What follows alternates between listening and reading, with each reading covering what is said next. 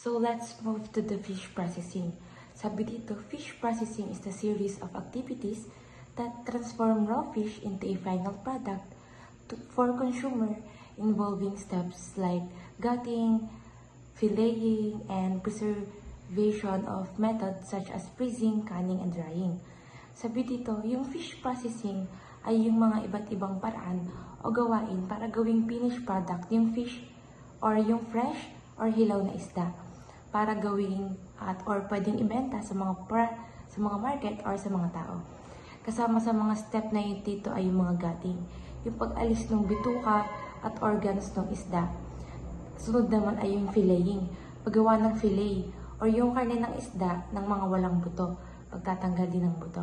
Sa preservation naman, mga paraan para magpatagal yung buhay nung na-process natin na fish.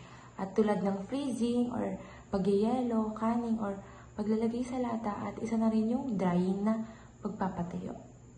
So basically, ang fish processing ay it's all about the taking fresh fish and turning into something that's safe, convenient, and last longer for consumer to enjoy.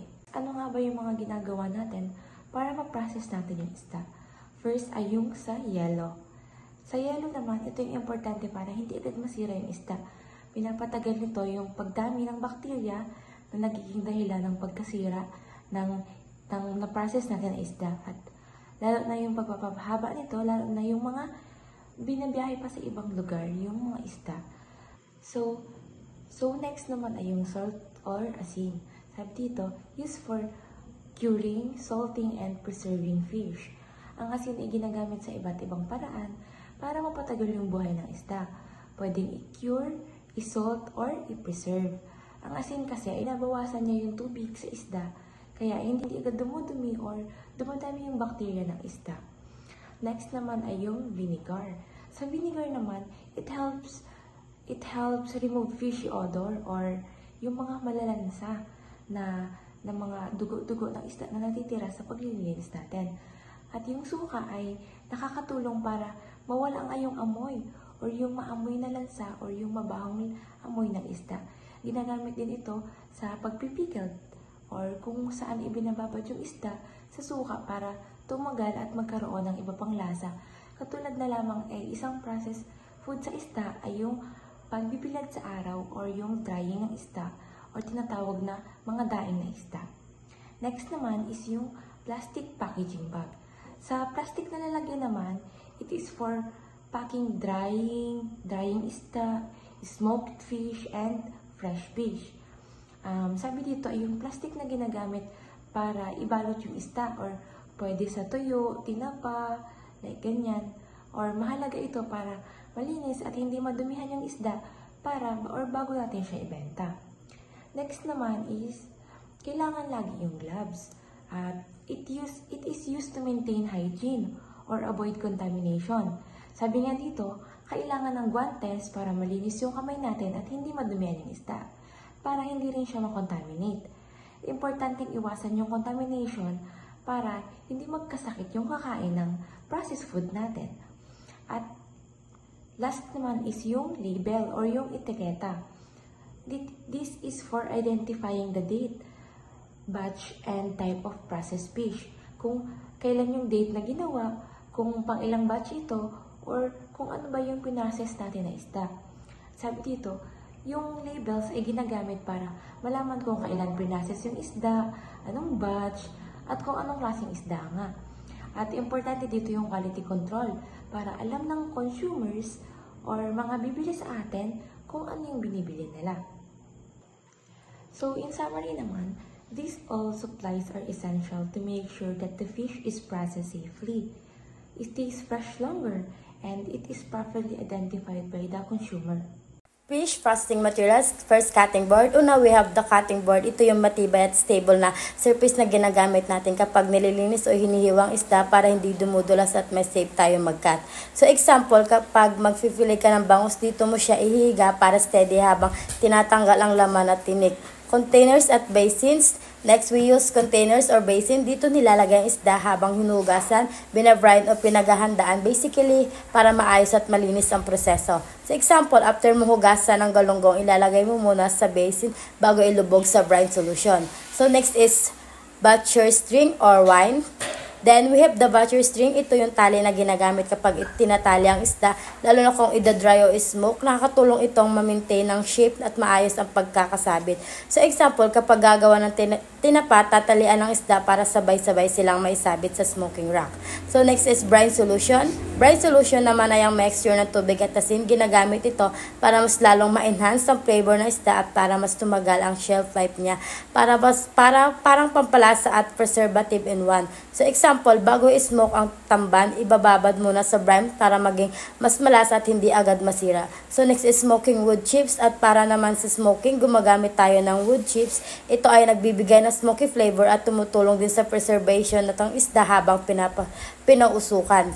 So, next is equipment. So, first, we have fillet knife. Sa equipment naman ay ang una ay ang fillet knife. Ito ay flexible na kutsilyo para sa pag-slice at pag-alis ng tinik sa isda ng precise at malinis. Example, ginagamit ito kapag nag-fillet ka ng tilapia para maging even at pantay ang hiwa. So, next is fish scaler. Next, fish scaler, ito ang tool na special na ginagawa para tanggalin ang kaliskis ng isda ng mabilisan at safe, hindi dumudulas at hindi ka madaling masugatan. So example, kapag nalinis ng tilapia, fish scaler ang ginagamit para mas mabilis ang pagtanggal ng scales kaysa sa kutsilyo. So last is we have weighing scales. And lastly, with the weighing scales, ginagamit ito para malaman ang bigat na isda. Important ito para sa mga pricing at para makompute ang ilang percent na nawawala after processing. So example, kung bibili ka ng 2 kilos na bangus para gawing boneless, i-weight mo muna before and after para makita ang yield. Strainer or colander. Ito ay ginagamit para madrain o matanggal ang tubig pagkatapos hugasan ng isda o pagkatapos itong i-brine or ibabad sa asin. Thermometer. Ito ay ginagamit para i-check ang internal temperature ng isda habang niluluto, pina-fry, ini-smoke o bake para sure na safe at tama ang pagkakaluto. Example nito is kapag nag-smoke ka ng tilapia, gagamit ka ng thermometer para makita kung umabot na nasa 63 degrees Celsius ang loob nito para safe kainin. Drying rack. Ito ay patungan ng isda habang pinapaaraw para matuyo at maging tuyo tulad ng tuyo o daing. Example, pag gumagawa ka ng daing na galunggong, ihahain mo sila isa-isa sa drying rack at ilalagay sa lugar na maaraw at may hangin para mabilis matuyo. Machinery for fish processing. First is ice maker. Machine na gumagawa ng maraming yelo para hindi agad masira ang isda. Example, sa palengke, may ice maker para gumawa ng yelo na nilalagay sa mga kahon ng isda habang dinadala sa ibang lugar. Second, dehydrator or dryer. Pinapatuyo ang isda ng mabilis, malinis at hindi nakadepende sa araw. Example, ginagamit para gumawa ng tuyo or daing ng mas mabilis kaysa sa pagbilad sa araw. Third, smoking machine or smokehouse. Machine na nag-smoke ng isda para magkaroon ng lasa at mas tumagal ang shelf life nito. Vacuum sealer. Tinatanggal ang hangin sa plastic bago isara para mas matagal masira ang isda. Example, ginagamit sa paggawa ng vacuum pack bangus or vacuum pack tilapia na binebenta sa supermarket. Freezer or cold storage. Malaking freezer na pinanatiling frozen ang isda para fresh pa rin kahit matagal nang nakaimbak. Example, dito nilalagay ang frozen galunggong, tilapia or tuna bago i-deliver sa grocery store. Last, canning machine. Machine na ginagamit para gumawa ng dilatang isda. Example, ginagamit sa mga pabrika ng sardinas at canned tuna para ilagay, lutuin at isilang isda sa loob ng lata. Meat processing. Ang meat processing or pagprosesa ng karne ay tumutukoy sa series of steps na nagbabago sa mga hilaw na product ng hayop tulad ng manok, baboy, or baka at ginagawa itong mga pagkain na angkop para sa pagkonsumo ng mga tao. So, ang sinasaklaw nito ay lahat ng proseso mula sa pagkatay or slaughter at pagkakatay-katay or tulad ng butchering ng hayop hanggang sa preservation at packaging ng huling produkto. Halimbawa nito is yung paggawa ng longganisa, hotdog, tocino or ham mula sa sariwang karne ng baboy ay mga halimbawa ng meat processing. Ang pagpapreserba ng karne sa pamamagitan ng pagyayalo naman is freezing at paglalagay sa lata is canning ay kasama rin. So, sa supplies, ito yung pinakamahalagang sangkap or gamit na kinakailangan sa proseso ng paggawa at pagpreserba ng mga produktong karne. Curing salt, asin na pang cure. So, ginagamit nito is para i-preserba ang karne at pigilan ang pagdami ng bakterya. Ito ay karaniwang may kasamang sodium nitrite na nagbibigay ng pink color sa cured meat at nagpapahaba ng shelf life nito. Halimbawa is mahalaga ito sa paggawa ng ham at bacon. Dito naman sa seasonings at spices is ginagamit para dagdagan ang lasa at balansehin yung natural na lasa ng karne. Halimbawa is paminta, bawang, sibuyas, at iba pang mga pampalasa na ginagamit sa longganisa or sausage. Sa sugar naman is tumutulong sa pag-cure at pagbabalance ng lasa ng karne. Kadalasan ay upang magbigay ng tamis na bumabagay sa alat ng asin or yung saltiness. Halimbawa nito is ginagamit ito para maging matamis ang tocino at iba pang klase ng ham. Sa food grade plastic bag naman is, ang gamit ito is para sa pag-iimbak ng mga na-process or sariwang karne. Ang mga ito ay ligtas gamitin sa pagkain at tumutulong sa panatiling malinis at protektado ang produkto. Sa cleaning supply naman is, ginagamit ito para sa paglilinis at pagsasanitize sa mga kagamitan at lugar ng trabaho. Ito ay critical para matiyak na ang food ay safety at maiwasan yung contamination. The next is ang meat processing materials. Ito ay ang mga ginagamit natin para makapagproseso tayo ng ating karne para maging iba't ibang produkto. So, kabilang na dito ang cutting board. Ito naman po ay ginagamit na para mahiwa ang ating mga karne. So, ang cutting board po ay karaniwang gawa sa kahoy o polyethylene. Ginagamit ito upang maprotektahan po ang mga countertop mula sa mga marka ng kutsilyo at upang mapadali po ang paghiwa. And the next po is ang containers or tray. Ito naman po ay ginagamit upang hawakan ang karne habang po ito ay minamarinate natin. Butcher paper. Ito po ay ginagamit upang balutin naman yung ating mga karne upang maprotektahan ito mula sa kontaminasyon at pagpapanatili po ng freshness nito. Sausage casing. Ito naman po ay ginagamit upang balutin ang mga giniling natin na karne para bumuo po ng isang sausage. Brine mixture or sausawan.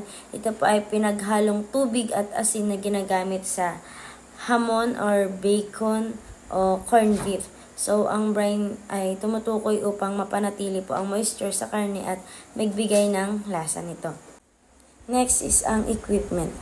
Una po is ang butcher knife. Ito po ay kutsilyo ng karne na kung saan ginagamit para hiwain at tanggalan ng taba ang karne. So, ito po ang pangunahing kasangkapan para sa paghahanda ng karne sa iba't ibang laki or shapes po nito.